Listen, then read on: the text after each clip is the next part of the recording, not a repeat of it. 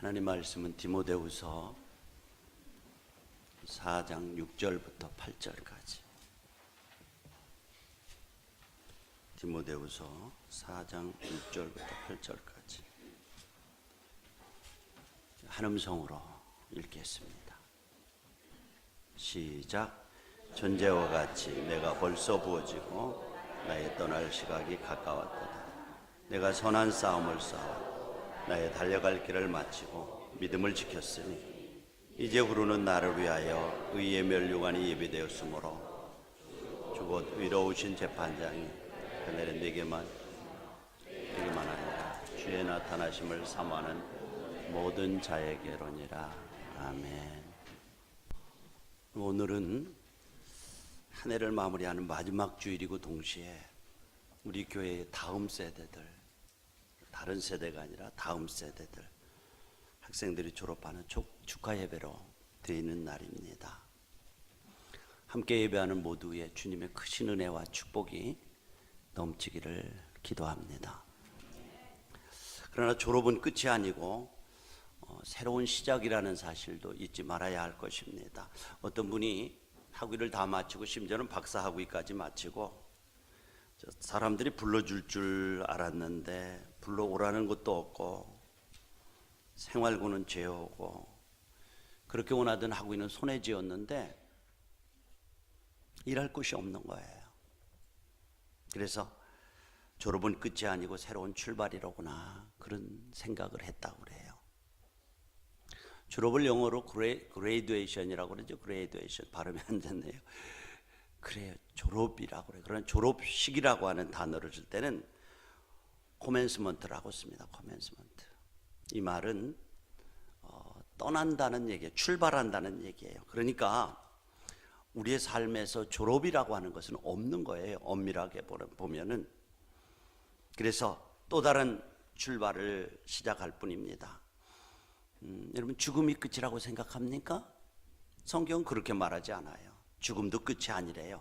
하나님의 심판과 부활과 천국의 새로운 삶을 향해서 출발하는 또 다른 출발이 죽음이에요. 성경이 말하는. 그러니까 끝이 없어요. 졸업은 끝이 아니고 또 다른 출발이에요. 자, 이렇게 시간이 흘러서 여러분들 한 해를 마무리하고 있습니다. 지금부터 한 12시 반쯤 지나면은 24시간 반이 지나면은 한 해가 마무리. 2019년도가 다가옵니다. 세월이 참 빠르죠. 우리 내가 그걸 보냈나 모르겠네. 시 한 편을 제가 읽어드릴게요. 안 보냈죠, 제가. 안 띄운 것 같아요. 용혜원이라고 하는 목사님이 지은 시인데요. 흘러만 가는 세월, 이렇게 제목이 있습니다. 세월이 지나고 나면 잠시 스쳐나온 것만 같은데 너무 빨리 지나쳐버려 아쉬움만 남는다. 어떤 시절엔 붙잡아 메어놓은 듯 그리 가지도 않던 시간들이 나이가 들어가면 남는 것은 그리움뿐 시간을 도둑맞은 듯 날아간다. 가끔은 잠시 멈추어 준다면 더 행복할 수만 있을 것 같은데 사랑에 빠져 있는 동안 시간은 더욱 빠르게 흐른다.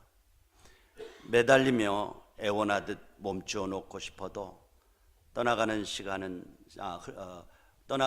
흘러만 가는데 꼭 잡아두고 싶었던 것들도 모두 놓아주고 싶어진다. 흘러가야만 하는 세월은 멈출 수가 없다. 용혜원이라고 하는 그 목사님이 유명한 시인이죠. 이렇게 시를 지었어요. 그러니까 이 시를 가만히 음미해 보면 우리 인생의 삶을 어쩌면 그렇게 잘 표현하고 있는지 모르겠어요. 매달리듯 애원해서 멈춰놓고 싶은데 멈출 수가 없어요. 어렸을 때는 시간을 어디다 매놓은 듯 그렇게 안 갔는데 나이가 들면서는 그렇게 메어두고 싶어도 멈추지 않고 자기 길을 간다. 아주 실감나는 시인 것 같아요. 자, 이렇게 한 해를 마무리하면서 우리는 이 결산이라고 하는 단어를 떠올리게 됩니다. 자, 2018년의 한 해 동안 하나님과의 관계에서 신앙의 결산, 여러분 살아온 삶의 결산, 어떤 사업하는 분들은 사업에 대한 결산도 있겠죠.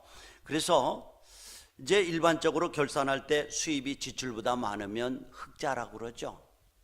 지출이 수입보다 많으면 적자라고 그래요. 그래서 왜 흑자, 적자 그러나 하고 찾아봤더니 옛날에는 일일이 그렇게 손익계산을 할 때 금전출납부라고는 복식계산을 연필로 썼대요. 글로 썼대요. 그런데 수입보다 지출이 많으면 적자잖아요. 그러면 그것은 빨간 글씨로 다음에는 이렇게 살아서는 안 되겠다 하고 빨간 글씨로 썼대요. 그리고 이제 지출보다 수입이 많아서 흑자가 나면 검은 글씨로 썼대요. 그래서 오늘날까지도 손해 나면 적자 빨간 글씨로 쓰고 또 남으면 흑자 검은 글씨로 써서 거기서 유래했다라고 합니다. 여러분 이제 한 해 동안 살아보면서 여러분의 신앙생활을 결산한다면 흑자입니까? 적자입니까? 아니 여러분들의 경제적인 생활에서 흑자입니까? 적자입니까? 혹시 적자가 나서 붉은색으로 기록하는 경고 표시가 되어 있지 않습니까? 사업 잘해서 흑자를 내어 내년도에도 올해처럼 해야 되겠다고 새로운 다짐을 해보지 않습니까? 2019년도에는 정말 모든 영역에서 여러분의 삶 가운데 흑자가 나기를 기도합니다. 참 흑자의 삶을 살았다. 자, 이제 오늘 본문에 보면 바울이 그의 황혼이에요. 황혼. 이제 나이가 제법 들어가지고 그래서 자신이 걸어온 길을 평가하는 한 사람의 모습이 나옵니다. 바울이죠. 바울의 배경을 보면은 유대인 중에 유대인의 징후를 받는 베냐민이라고 하는 아주 혈통 좋은 집에서 태어났습니다. 혈통 우리 가끔가다 우리 후배 목사님이 한 분 계신데 별로 내세울 것이 없으면 나는 이씨라고 이태조의 후손으로 태어난 이씨라고 그렇게 자랑을 합니다. 그렇게 배경이 좋은 가문에서 태어났어요. 그런가 하면 이제 예루살렘으로 유학 가서 가말리엘이라고 하는 스승에서 학문과 율법을 배웠습니다. 여러분 가말리엘이라고 하는 사람이 얼마나 위대한지 지금도 유대인들은 솔로몬 다음에 유명한 랍비를 한번 찾아보라면 서슴지 않고 그것은 가말리엘입니다. 이렇게 할 정도로 유명한 학자였고 랍비였습니다. 또 바울은 어땠습니까? 로마의 시민권도 가지고 있었어요. 그런가 하면 헬라어와 히브리어를 능통히 하는 유능한 사람이었습니다. 그런 그가 율법을 지켜야 의로워진다고 하는 그 확신, 이행드의라고는 확신해요. 이 확신을 가지고 믿음으로 이렇게 된다는 예수님의 가르침을 쫓는 그리스도인들, 예수 믿는 사람들을 핍박하고 죽이기 위해서 지금 다메섹으로 가다가 부활하신 예수님을 만나죠. 그리고 180도 달라졌어요. 그의 삶이 180도 바뀌었습니다. 그래서 그 후에는 내가 복음을 위해서 살겠다. 내 생명을 이 복음을 위해서 사는 데는 조금도 귀한 것으로 여기지 않겠다고 하면서 복음을 열심히 전파하다가 네로 왕자에 대해서 억울하게 붙잡혔잖아요. 두 번째 감옥 간 거예요. 그리고 두 번째 감옥에 갇혀서 나이든 황혼에 그래 이번에는 아무래도 다시 살아날 수가 없을 것 같아. 죽을 것 같아. 그러면 내 인생을 한번 결산해 봐야지 하면서 자기의 삶을 전체적으로 이렇게 관조하면서 걸어온 걸음을 뒤돌아보고 있는 거예요. 그러면서 이제 본문 바울이 사도가 세상을 떠나기 전에 한 67년 전경이니까 AD 67년 경이니까 자기의 죽음을 예견하면서 기록한 것이 디모데후서 4장이에요. 자, 어떤 말씀입니까? 6절 한번 읽어볼까요? 시작. 전제와 같이 내가 벌써 부음이 되고 떠날 시각이 다가왔다. 여기 전제와 같이 부음이 되었다 이렇게 말해요. 자기가 태어났다는 부음이라는 건 마지막. 전제와 같이 부음이 되었다는 말이 뭐죠? 구약시대에 보면 제사에 여러 가지 제사 의식이 있었죠. 번제도 있었고 속죄도 있었고 서헌제도 있었고 낙헌제도 있었고 여러 가지 제사 의식이 있었단 말이죠. 그 제사 때마다 양이나 염소를 잡아서 각을 뜨고 제단 위에 놓고 여러 가지 의식을 행한 후에 마무리가 뭐냐면 바로 그 위에다가 포도주를 붓는 거예요. 다 쏟아붓는, 이제 제사가 끝났다 하고 다 쏟아붓는 거예요. 그래서 마지막 포도주를 붓는 의식을 전제라고 그래요. 그러니까 바울이 내가 전제처럼 이제 마지막 붓는 의식, 이제 끝내버리는 의식, 전제와 같이 나의 떠날 기약이 다가왔다. 바울이 마지막 숨결을 하나님 앞에 드릴 시간이 다가왔다는 것을 예감하면서 편지를 쓰지요. 전제와 같이 떠날 기약이 다가왔다. 그런데 바울에게 있어서 이 떠남, 죽음의 의미가 뭐예요? 뭐라고 말해요? 여러분, 죽음이 뭐예요, 여러분들? 죽음이. 여기 보면은 6절에 보면은 전제와 같이 벌써 내가 부음이 되고 나의 떠날 기약이 다가왔다. 여기 떠난다라고 하는 단어를 쓰지 않아요? 죽음이 뭐라고요? 떠나는 것이래요. 떠나는 것. 그러니까 우리의 영혼이 육체로부터 분리되어 떠나가는 것으로 지금 바울은 말하고 있습니다. 그러나 우리가 어떤 성경을 보더라도 어느 곳에서도 이 떠남이라고 하는 죽음을 소멸이나 허무하게 끝나는 비극적인 종말로 보지는 않습니다. 떠남이에요. 떠남. 비극적인 종말을 보지 않아요. 떠난다라고 하는. 그러니까 본문에서 이 사용된 떠남이라는 단어를 영어에서는 departure라고, departure, 이렇게 떠나는 거예요. 무슨 말이죠? 비행기가 최고의 출력을 내면서 땅으로부터 막 힘차게 날아오는 것을 departure라고 그래요. 날아오는 거예요. 떠나가는 거예요. 히브리어는 아날루시스라고 하는데 두 가지 의미를 담고 있어요. 이 떠난다라고, 하나는 이스라엘 백성들이 광야를 영해할 때 천막을 치고 다녔어요. 천막을 치고 다니면서 풀이 많고 적당한 곳에다가 천막을 치고 쨍쨍하게, 천막이 바로 서기 위해서 볼 때 기둥을 세우고 거기에 줄을 매달아서 팽팽하게 잡아놓죠. 근데 그곳에서 다른 곳으로 옮겨갈 때 어떻게 해요? 그 탱탱하게 아주 견고하게 메었던 줄을, 고정시켰던 줄을 풉니다. 느슨하게. 그래서 이 푸는 것, 쨍쨍하게 땅에 묶여있던 이 줄을 푸는 것을 의미하는 것이 바로 이 떠남, 아날루시스라고 하는 단어예요. 또 다른 하나는 배를 항구에 메어두는 정박하잖아요. 정박하면 정박줄을 이제 그 정박대에다가 단단하게 메어 놓아야 떠나가지 않잖아요. 그런데 다음 항구로 출발하게 되면은 그 정박줄을 푸는 거예요. 닷을 올리는 거예요. 그래서 이 정박줄을 푸는 것을 아날루시스, 떠난다라고 하는 단어를 쓰는 거예요. 그러니까 끝이 아니라, 여러분, 졸업이 끝이 아니라, 다시 말해서 아날루시스, 이제 다른 항구를 향해서, 더 좋은 항구, 목적지를 향해서 가기 위해서 나를 정박해 놓고 나를 땅에 묶어 놓았던 것을 풀어버리는 것, 이것이 아날루시스 떠남이에요. 바울은 죽음을 떠남으로 본 거예요. 그러니까 나를 메고 있던 한 항구에서 정박줄을 풀고 다음 목적지를 향해서 가는 것, 이것 졸업도 마찬가지예요. 졸업도 이제 한 단계 등급하고 더 나은 곳으로 가는 거예요. 이렇게 보면 바울에게 있어서는 죽음이라고 하는 것이 소멸이나 사라진다는 의미가 아니라 다음 목적지를 가기 위해서 단단히 묶여 있었던 줄을 푸는 것을 의미하고 있습니다. 그러니까 바울에게 있어서는 죽음이라고 하는 관문을 통해서, 죽음의 관문을 통해서 묶였던 줄을 풀어서 하나님께서 그 자녀들을 위해서 준비하신 영원한 천국을 향해서 떠나는 거예요.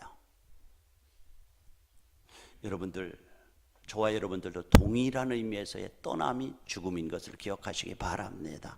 그래서 고린도서 5장 1절에 보면 만일 땅에 있는 우리의 장막집이 무너지면 하나님께서 지으신 집, 곧 손으로 지은 것이 아니요 하늘에 있는 영원한 집이 우리에게 있는 줄 아나니. 떠남이었어요. 그러니까 성도의 소망이 여기 있는 거예요. 황혼의 나이에 억울하게 지금 로마의 감옥에 갇혀 있으면서 죽음을 앞에 두고 그의 독백이 뭡니까? 관제와 같이, 전제와 같이 나의 이 땅에 부음이 되고 떠날 기약이 다가왔다, 이렇게 고백을 하잖아요. 여러분들, 우리가 초등학교 다닐 때 소풍 가보셨잖아요. 그 소풍을 앞둔 여러분들의 마음이 어떠셨어요? 흥분됐죠. 혹시 비가 오면 어떻게 하나, 뭐 이것들에 대해서 밤잠을 설치던 때가 그때 아니겠어요? 어른이 돼서까지도 그때가 이렇게 추억이 되지 않습니까? 그렇습니다. 아마 저는 이것이 정상적인 그리스도인, 하나님의 말씀을 믿고 사는 성도들이 죽음을 기다리는 자세여야 한다라고 믿습니다. 두려움이 아니죠. 이제 독일의 유명한 고백교회 신학자였던 보네퍼라고 하는, 반나치에 앞장서서 그렇게 반나치 운동을 하다가 붙잡혔잖아요. 감옥에 갇혀서 이제 사형 선고를 받고 억울하게 죽음을 받는 반나치 운동을 벌이다가, 그러던 어느 날 간수가 나갑시다 라는 신호를 주었을 때 직감적으로 이제 내가 죽으러 가는구나, 사형장으로 끌려가는구나 생각을 했습니다. 이때 보네포가 감옥에 갇혀 있는 동료들에게 뭐라고 말하냐면, 친구 여러분, 이제 저의 새로운 여행이 시작됩니다. 이것은 결코 저의 마지막이 아닙니다. 저는 새로운 여행으로 해서 출발합니다. 이것이 바로 떠남입니다. 바울이 고백했던 떠남이에요. 얼마나 당당하고 확신에 찬 고백입니까? 성경이 가르치는 죽음은 바로 그런 것이에요. 떠남이에요. 떠남. 자, 떠나서 어떻게 된다는 겁니까? 그 다음에 두 번째로 만난다. 만남이에요. 떠나서 만나는 거예요. 죽음을 두려워하는 이유가 무엇입니까? 그 경험하는 과정에서 엄청난 고통이 따라오기 때문에 그럴 거예요. 혹은 우리가 살아왔던 이 세상에 대한 집착이나 미련 때문에 죽음을 두려워할 수 있습니다. 그러나 죽음을 두려워하는 보다 깊은 이유는 죽음 후에 확신이 없는 거예요. 내 미래가 어떨까? 천국과 지옥이 있다는데 그게 사실인가? 확신이 없는 거예요. 이 확신이 없으면 여행이 아니라 두려움과 공포잖아요. 죽음이 두려운 이유는 또 사랑하는 사람과의 단절 때문일 거예요. 그러나 죽음은 이 세상에서 떠나가는 것이고, 영혼이 육체에서 떠나가는 것이고, 우리의 사랑하는 사람에서 떠나가는 사건이기 때문에 두려운 거예요. 여러분, 제가 2001년도 9월 몇 월인가요? 9.11 테러, 9월 달이네요. 미국 무역 빌딩이 그 IS인가요? 뭐에서 공격을 받지 않습니까? 대참사 사건이 벌어졌어요. 그런데 그때 정말 우리의 가슴을 저미게 하는 가장 안타까운 사연들은, 그들이 그 트레이드 빌딩이 무너지는 이 죽음의 현장에서 최후를 절감한 마지막 순간에 그들의 사랑하는 사람들에게 전화로 남긴 마지막 말들이 가슴을 아프게 하는 거예요. 자기가 가지고 있던 핸드폰을 가지고 최후를 절감하면서 전화한 사람들에게 많은 사연들이 쏟아져 나오고 있었습니다. 그런데 그 공통점이 하나 있어요. 그게 뭡니까? 애인이든 혹은 어머니든 아버지든 사랑하는 남편이든 자녀이든 한결같이 그들의 고백은 뭐냐면 사랑한다라고, 사랑했다라고 하는 거예요. 여보 사랑해요. 정말 사랑해요. 연기가 차오르고 있어요. 정말 큰일이 생긴 것 같아요. 여기서 살아나지 못할 것 같아요. 그러나 내가 당신을 너무 사랑했어요. 근데 제가 이제 일어날 때에 하와이 코나 열방대학에서 목회자 부부 세미나를 하고 있었는데, 그때 같이 있던 목사님 가운데 뉴욕에서 오신 목사님, 마치 군목 출신 목사님이라 잘 알았어요. 이분이 계속 이제 자기가 뉴욕에서 목회를 하고 있기 때문에 전화로 교인들하고 접촉을 하려고 하는데 안 되는 거예요. 자기 교회 교인 한 사람이 거기에 사무실이 있는데, 이제 그 사람이 어떻게 되는가 궁금한 거예요. 걱정이 되는 거예요. 그래서 이제 전화를 걸었습니다. 집에 했더니 아무도 안 받아요. 교회에 전화했더니 아무도 안 봐요. 그런데 부목사님이 전화를 받는 거예요. 그래서 그 자매에게 전화한 내용이 뭐라고 했냐면, 여보 죽을 것 같아요. 목사님 죽을 것 같아요. 우리 식구들에게 전해 주세요. 제가 정말 사랑했다고. 그리고 교우들에게 전해 주세요. 정말 사랑했다고. 정말 감사하다고. 저는 천국 소망을 가지고 떠난다고 꼭 전해 주세요. 이 말을 하고 그냥 전화가 끊겼다는 거예요. 그 말을 들은 담임 목사님이 얼마나 통곡하면서 울든지. 그렇습니다. 그리스도인들에게는 죽음은 슬픔이지만은 결코 마지막이 아니라는 이 사실 때문에 우리가 위로를 받는 것입니다. 그래서 빌립보서 1장 23절에 보면 바울이 이렇게 고백해요. 내가 투사에 끼었으니. 투사에 끼었대요. 바울은 자기를 뭐라고 말해요? 내가 투사에 끼어 있다는 거예요. 지금 로마 감옥에서 죽음과 삶이라고 하는 투사에 끼어 있다는 거죠. 그런데 그가 하는 말은 내가 이 투사에 끼었으니 떠나서 그리스도와 함께 있는 욕망을 가진 이것이 더 좋으니라. 다시 말하면 내가 투사에 끼어 있으니 떠나서, 거기서 끝나지 않습니다. 바울은 떠나서 그 다음에 어떻게 한다는 거예요? 그리스도와 함께 있을 욕망을 가진 이것이 더 좋으니라. 떠나서, 떠나는 그 끝이 아니라 예수 그리스도를 만나는 그 만남, 이것이 나에게는 더 좋으니라. 이렇게 말하지 않아요? 막연하게 목적시 없이 떠나는 것이 죽음이 아니라는 거예요. 바울은 지금 그리스도인의 떠남은 이와 같이 만남이 전제되어 있다는 거예요. 무엇보다도 나를 빚값으로 다신 주님과 만난다는 거예요. 그리고 먼저 간 성도님들과 만난다는 거예요. 저는 이 설교를 준비하면서 그래, 떠남이 만남이라고 하면 내가 사랑했던, 나에게 정말 많은 그런 힘을 주었던 우리 전태인 권사님도 거기에서 만나겠구나. 그 입가에 미소가 번지더라고요. 만남이에요. 떠나면 만남이에요. 물론 우리가 세상에 살아가는 동안에도 예수를 믿는 사람들에게는, 주님을 영접하고 모시는 사람들은 날마다 기도 가운데, 말씀 가운데 임재, 하나님의 임재를 경험하면서 살아가지만, 그러나 그것은 거울로 보는 것 같이 희미한 것이라고 고린도서의 말씀을 하고 있습니다. 그러나 우리가 주님 앞에 설 때는 얼굴을 맞대고 온전하신 주님의 임재 속에 들어가는 것, 그것이 바로 성도가 떠난 후에 주어지는 축복의 만남인 줄로 믿습니다. 반드시 축복의 만남이에요. 그래서 그리스도인들에게는 굿바이라고 하는 인사가 있을 수 없다는 거예요. 미국의 어떤 아버지가 자녀들에게 마지막 인사를 했는데 내 자녀를 두었습니다. 근데 세 자녀에게는 꽃 같은 인사를 했어요.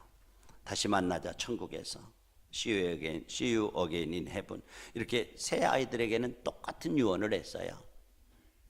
그런데 한 아들에게만은 자니 굿바이, 그 아이 이름이 자니 굿바이. 그러니까 이 아이가 깜짝 놀랐어요. 아버지, 왜 다른 형제들에게는 다시 만나자고 하는데 나에게는 굿바이라고 하시나요? 자니야, 너는 아직 예수 그리스도를 영접하지 않았지 않니? 우리에게는 다시 만남의 소망이 없지 않니? 자니야, 이 아버지가 너에게 다시 만나자고 얘기할 수 있도록 해줄 수 없겠니? 이때 비로소 무릎을 꿇고 통곡을 하면서, 아버지, 저도 아버지가 믿던 예수 그리스도를 저의 구주로 영접해서 천국에서 주님을 만날 거예요. 힘없는 손이지만 아빠는 전 힘을 다하여 사랑하는 아들과 몸을 끌어안으면서, 그래 아들아, 천국에서 다시 만나자. 떠남은 만남입니다. 자, 그런데 바울은 이 떠남을 통해서 그 다음에 무엇이 준다고 무엇을 말하고 있습니까? 한 걸음 더 나가서, 자, 8절 한번 읽어볼까요? 시작. 이제후로는 나를 위하여 의의 면류관이 예비되었습니다. 여기까지.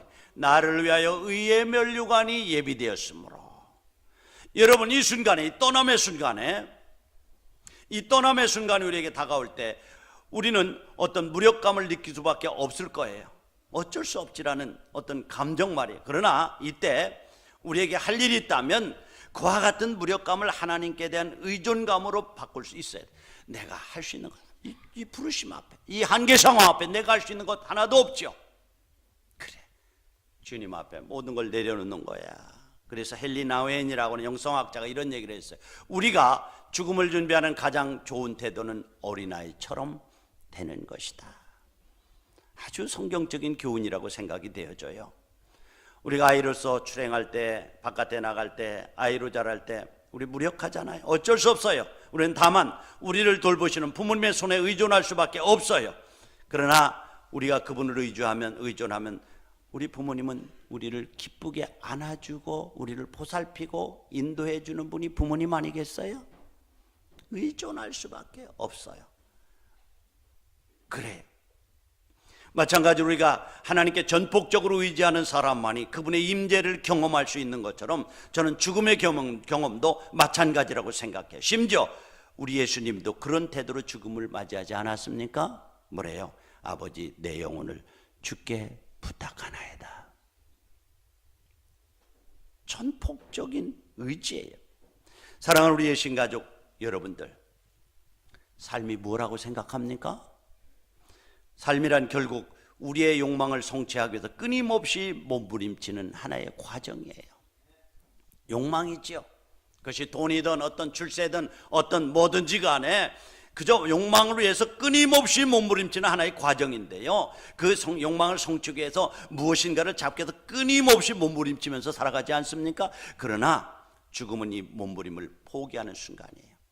우리가 이 몸부림을 주님 앞에 깨끗이 포기하고 자신의 전 존재를 우리의 주인 되시는 주님 앞에 마지막에 내어드리는 바로 순간, 그 순간이 죽음의 순간이지요. 사랑하는 우리 예신가족 여러분들, 우리가 다가오는 새해를 향해서 믿음으로 준비한다면 하나님 앞에서 우리가 붙잡고 있는 것들을 하나씩 내려놓으시기 바랍니다. 아니, 어떤 소망, 비전을 내려놓는 얘기가 아니고요, 하나님께서 기뻐하지 않는 것들, 세속적인 것들 끊어버리시기 바랍니다. 우리가 하나님의 자녀라면 그 하나님 앞에서 하나님의 거룩하심을 본받기 위해서 내려놓아야 될 것들이 있다는 거예요. 제가 얼마 전에 우리 권사님이 보내준 동영상이 있었어요.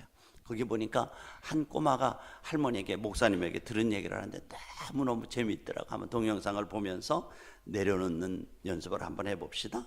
한번 띄워보세요. 아버님, 내가 비디오에서 봤는데 김우주 목사님이 이랬어. 비디오 너무 감동이야. 그러니까 어떤 거지가 있었어. 근데 그 거지가 밥을 못 먹어가지고 죽을 뻔했어. 근데 그때 왕이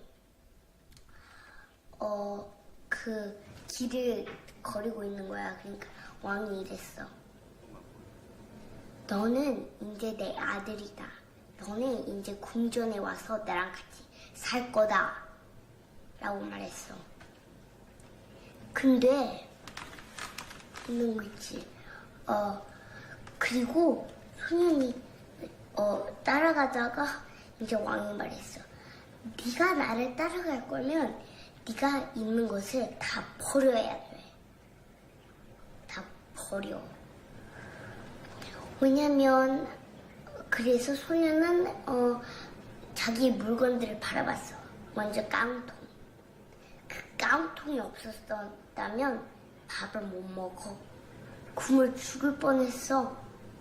그 다음에 이제 담요를 봤어. 그렇게 바람이 불을 때 담요가 지켜줬지. 근데 그 담요랑 깡통을 버리라는 거야. 너무 심각하지 않아? 그리고 마지막 수저는 제일 아끼는 거였어. 수저가 없었으면 밥도 못 먹었을 거야. 수저를 가장 좋아했어. 근데 그거를 다 버려. 그러니까 왜 버려야 돼? 그냥 나랑 같이 궁궐에 갖고 가면 안 되냐고. 근데 왕의 생각 아니면 말은 바뀌지 않아. 안 돼. 다 버려야 돼.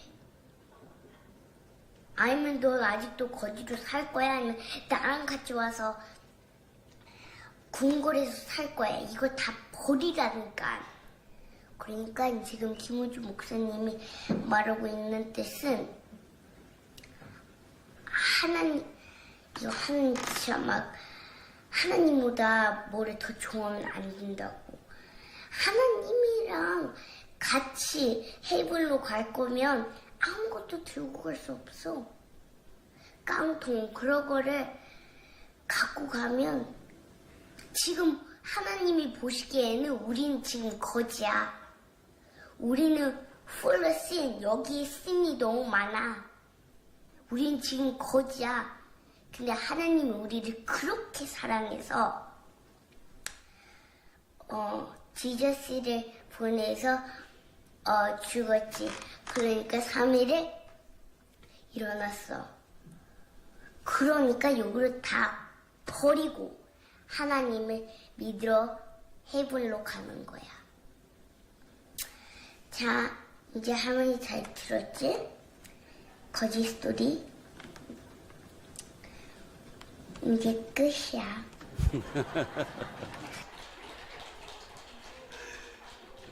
재밌죠? 참 중요한 것은 아이가 참 똑똑해요. 근데 우리가 하나님의 자녀로 살아가려면, 이제 왕궁에 들어가려면, 하나님의 자녀로서의 신분이 확보되면 이제 깡통도 버려야 되고 수저도 버려야 되고 거기서 입던 담요도 버려야 됩니다. 근데 여지껏 우리는 그거 아니면 안 된다고 그렇게 쫓아가고 들고 가려고 하지 않습니까? 그러니까 결론은 할머니 잘 들었죠? 어린아이의 말이 참 가슴에 와닿더라고요. 그렇죠? 네. 자, 저는 본문을 기록한 바울의 심정이 벌써 두 번째 갇혔는데 이번에 마지막이다, 이런 예감을 가지고 있었을 것이라고 생각을 해요. 바울에게 할 일은 아무것도 없잖아요.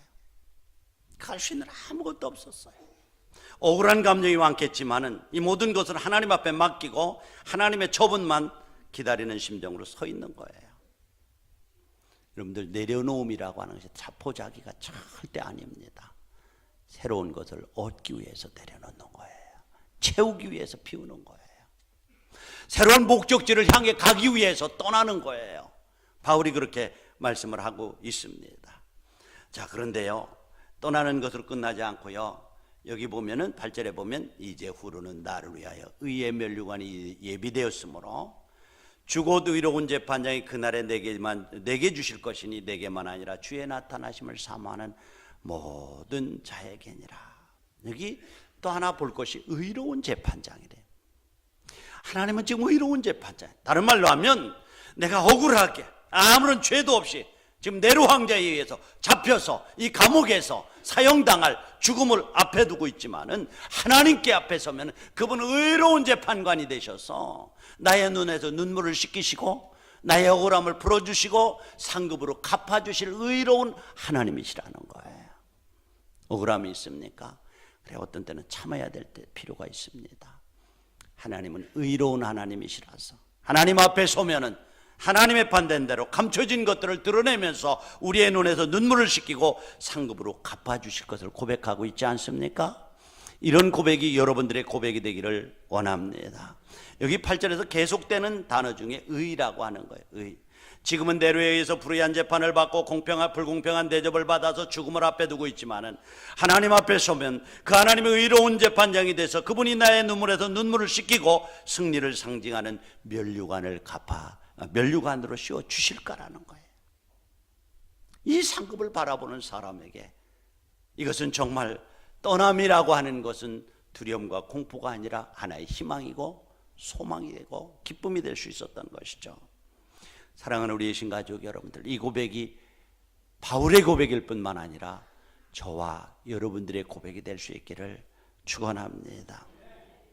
자, 그다음에 그런데요, 이 죽음 앞에 이렇게 당당한 승리자로 서기 위해서 남아있는 인생을 어떻게 살아가야 돼야 하는 거예요. 이 죽음 앞에 당당한 승리자로 서기 위해서 남아있는 삶을 어떻게 살아야, 19년들을 어떻게 살 거야 하는 거예요. 떠남으로 해서 의의 재판장 앞에서 내가 의로운 판결을 받기 위해서 그분이 나를 판단하시고 하늘의 놀라운 상급으로 우리에게 의의 면류관을 주시기 위해서 우리가 어떤 삶을 살아야 됩니까? 7절을 한번 읽어봅시다. 시작. 나는 선한 싸움을 싸우고 나의 달려갈 길을 마치고 믿음을 지켰으니. 의로운 재판장 앞에서 칭찬을 듣고 의의 면류관을 받기 위해서, 떠남의 삶을 살기 위해서, 떠남으로 천국에 가기 위해서 나는 선한 싸움을 다 싸웠다. 나의 달려갈 길을 마쳤다. 믿음을 지켰다. 그러니까 8절의 원인이 뭐예요? 의의 면류관을 받고 하나님 앞에 의로움을 받고 의롭다 칭찬받는 그 원인이 뭐예요? 그 뿌리가 뭐예요? 7절에 있습니다. 내가 선한 싸움을 싸웠다. 나의 달려갈 길을 마쳤다. 믿음을 지켰다. 그래서 주님 앞에 설 때에 의로운 재판장이 내 눈에서 눈물을 씻기시고 내 고통을 싸매시고 나에게 의로운 면류관으로 씌워주실 것을 믿는 믿음이에요.